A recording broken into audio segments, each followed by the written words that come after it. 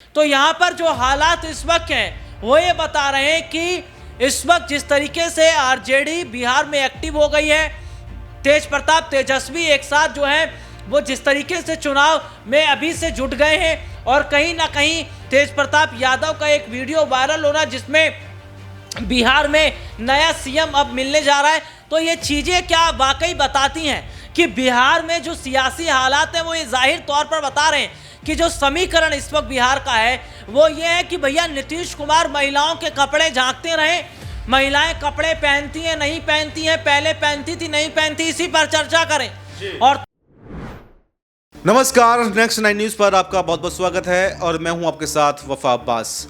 आज के इस खास प्रोग्राम में हम चर्चा करेंगे कि क्या तेजस्वी यादव बनेंगे बिहार के अगले सीएम, क्या आरजेडी की तरफ से तेजस्वी यादव ही संभालेंगे कमान, क्या इंडिया गठबंधन में सबसे बड़ा चेहरा अब तेजस्वी यादव हैं, और क्या बिहार की कमान या आरजेडी की कमान, जैसे कि अभी कल लालू यादव ने जो राष्ट्रीय अध्यक्ष है आरजेडी का वो तेजस्वी यादव को बना दिया है, यानी कि पार्टी के अंदर के जो भी बड़े फैसले हैं अब वो तेजस्वी यादव ले सकते हैं। लेकिन इससे पहले ही, इस मीटिंग से पहले ही एक तेज प्रताप यादव की वीडियो भी वायरल होती है, जो एक रील है वो वायरल होती है, जिसमें वो भी बिहार के सीएम होने का दावा करते हुए दिखाई दे रहे हैं। तो क्या दोनों भाइयों में कुछ ठीक नहीं चल रहा है, और क्या नीतीश कुमार का इसमें क्या रोल रहने वाला है, क्या बिना नीतीश कुमार के इंडिया गठबंधन बिहार के अंदर जीत हासिल कर सकता है? क्योंकि जिस तरह से प्रशांत किशोर की इस बार राजनीति में एंट्री हुई है तो ये कहा जा रहा है कि प्रशांत किशोर सीधे सीधे इंडिया गठबंधन को और आरजेडी को नुकसान पहुंचाने वाले हैं। और एक तरफ ये भी देखा जा रहा है, अभी कुछ समय पहले तेजस्वी यादव ने एक बयान दिया था, उन्होंने कहा था कि इंडिया गठबंधन तो सिर्फ लोकसभा चुनावों के लिए है, बिहार के विधानसभा चुनाव तो हम अकेले दम पर लड़ेंगे। तो क्या आरजेडी बिहार में अकेले अपने दम पर चुनाव लड़ेगी, और क्या अगर अकेले दम पर चुनाव लड़ती है तो क्या सरकार बना सकती है? इन सब तमाम सवालों पर हम चर्चा करेंगे। मेरे साथ मेरे सहयोगी राहुल जी मौजूद हैं। राहुल जी से हम जानना चाहेंगे, राहुल जी आप बिहार की राजनीति को देख रहे हैं, कल किस तरह से जो आरजेडी के अंदर बड़े फेरबदल किए गए हैं, यानी कि तेजस्वी यादव को अब पूरे आरजेडी की कमान सौंप दी गई है, तो क्या तेजस्वी यादव इस लायक हैं भी जो उनको कमान सौंपी गई है या फिर नहीं?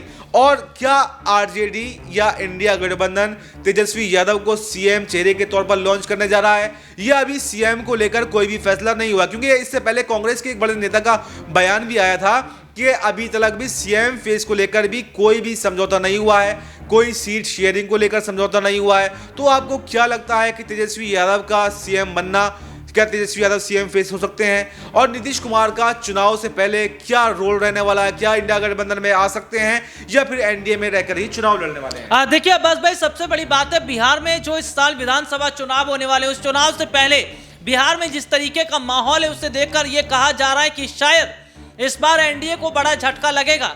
और दूसरी तरफ तेजस्वी और तेज प्रताप यादव का अगर हम जिक्र कर लेते हैं, और देखिए कई बड़ी खबरें इस वक्त सामने आती हैं। एक खबर यह आती है कि जहां जो आरजेडी के सर्वे सर्वा जो है वो तेजस्वी को बना दिया गया, तो दूसरी तरफ जो है तेज प्रताप यादव देखते हैं उनके छोटे भाई बगल में गाड़ी पे बैठे हैं, तो कहते हैं ड्राइवर से लाओ भैया चाबी दीजिए, तो गाड़ी के अंदर बैठते हैं, कहते हैं लाओ चाबी दो, चाबी लगाते हैं और भाई को लेकर निकल पड़ते हैं। और सवाल पूछा जाता है कि क्या तेज प्रताप सारथी की भूमिका में है, तेजस्वी इसका कोई बयान नहीं देते।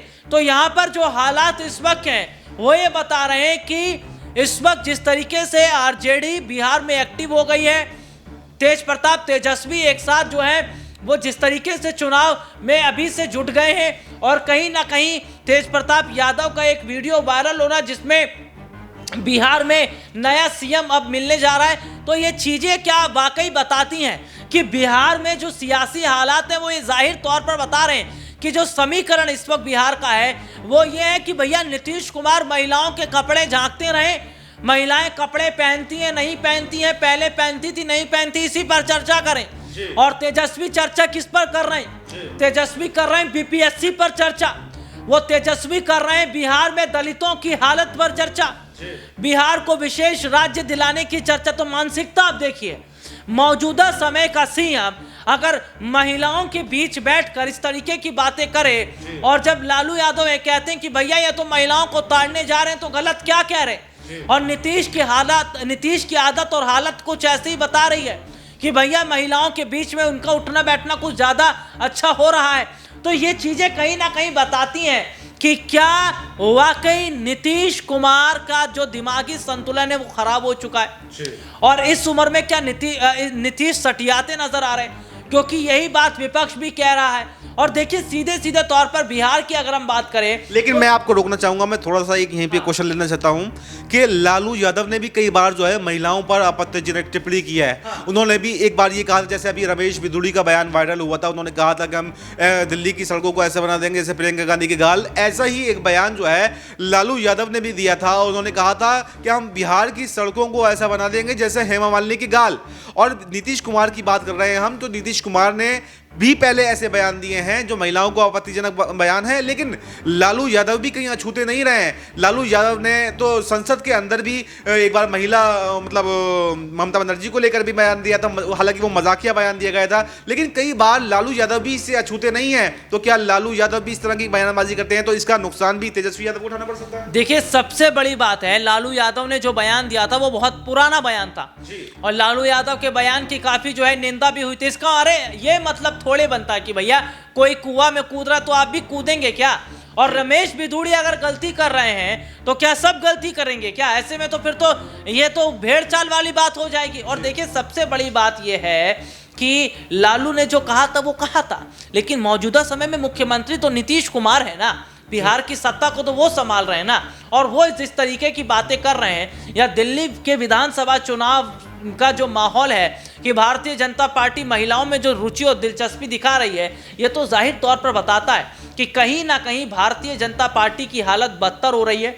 और इनकी हालत कुछ ऐसी हो गई, खिसियानी बिल्ली खंबा नोचे, क्योंकि इनके हाथ कुछ लग नहीं रहा है। और जब इनकी हालत ऐसी है तो ये कुछ भी उलझुल बयान दे रहे हैं। और ऐसा ये देखिए ना, अभी एनडीए नहीं तय कर पा रहा कि मुख्यमंत्री चेहरा किसको रखा जाए, नीतीश रहेंगे या कोई और रहेगा। उधर चिराग पासवान तो कह रहे हैं कि भैया एनडीए का हिस्सा, इसका मतलब ये थोड़े के अत्याचार सहेंगे।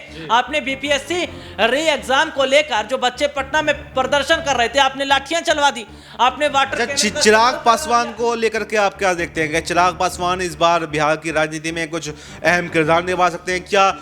जो अगर नीतीश कुमार अगर सीएम चेहरा नहीं होते हैं तो फिर एनडीए की तरफ से सीएम चेहरा कौन होगा? क्या चिराग पासवान सीएम चेहरा हो सकते हैं या फिर बीजेपी का कोई अपना नेता जो है वो सीएम चेहरा हो सकता है? देखिए चिराग पासवान की तो अगर मैं बात करूं तो वो चाबी वाला गुड्डा हो गए। चिराग पासवान में जितनी चाबी भर दी जाती है बस उतना नाचते हैं, क्योंकि दिल्ली में इन्हें एक सीट दिया, वो भी देवली की सीट दिया। इनका झारखंड में भी यही सीन था कि एक सीट इन्हें दे दी गई है, तो इन्हें तो जो बचा खुचा है चिराग को वो दिया जा रहा है। तो क्या बिहार में भी कुछ बचा कुचा ही दिया जाएगा? बिल्कुल यही दिया जाएगा। अगर झारखंड में, दिल्ली में जब बचा खुचा है दिया जा रहा है, तो बिहार में आपको ये थोड़े कि आप 20-30 सीट मांगेंगे तो दे दीजिएगा।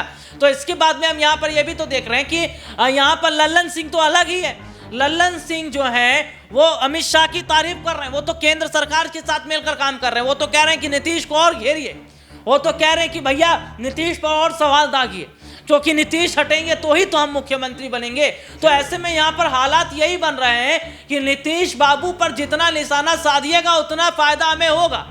और यही वजह है कि बीपीएससी प्रोटेस्ट पे एकदम चुप मारकर बैठे थे कि पूछिए सवाल केवल नीतीश थे, क्योंकि हम मुख्यमंत्री नहीं है। तो ऐसे में देखा जा रहा है कि अब सवाल जब नीतीश से होगा और नीतीश जवाब नहीं देंगे, और नीतीश जब चक्रव्यूह में फंस गए हैं, तो नीतीश की हालत तो ऐसी हो गई है कि खाएं क्या और निचोड़ें क्या। तो नीतीश जिस चक्रव्यूह में फंस गए हैं उसका एक ही रास्ता हो गया है, या तो नीतीश जो है वो सीएम कुर्सी पर ना बैठे, और अगर नीतीश सीएम कुर्सी की जिद में बैठ रहते हैं तो नुकसान उन्हीं को होगा, क्योंकि लल्लन सिंह भी तैयार हैं और बीजेपी के अपने लोग भी तैयार हैं। तो ऐसे में ये देखा जा रहा है कि लल्लन सिंह चाहते हैं कि नीतीश कुर्सी खाली कर दे, हम उस कुर्सी पर बैठे, और यही वजह है कि लल्लन सिंह पर बीजेपी सबसे ज्यादा भरोसा कर भी रही है। देखिए किस तरह से सहयोगी ने हमारे बताया कि बिहार का समीकरण क्या है। एक तरफ आरजेडी है जो तेजस्वी यादव को लॉन्च कर रही है, लेकिन कहीं ना कहीं एनडीए जो है वो लल्लन सिंह पर दांव खेल सकती है, क्योंकि नीतीश कुमार को घेरने का प्रयास जो है वो एनडीए के अंदर किया जा रहा है। चाहे चिराग पासवान हो, चाहे लल्लन सिंह हो, चाहे बीजेपी हो, वो नीतीश कुमार को कहीं ना कहीं साइड लाइन लगाने का प्रयास कर रही है। और ये देखा जा सकता है कि इस बार के बिहार विधानसभा चुनाव से पहले नीतीश कुमार का पत्ता पूरी तरह से साफ हो जाए और इनकी पार्टी में दो फाड़ होकर सीएम फेस का चेहरा लल्लन सिंह इस बार के चुनाव में हो सकते हैं। तो इस प्रोग्राम पर आपको क्या कहना है, आप अपनी राय कमेंट बॉक्स में दे सकते हैं। फिलहाल इस खबर में इतना ही। देश और दुनिया की तमाम बड़ी खबरों के लिए आप जुड़े रहिए हमारे साथ और देखते रहिए नेक्स्ट 9 न्यूज़।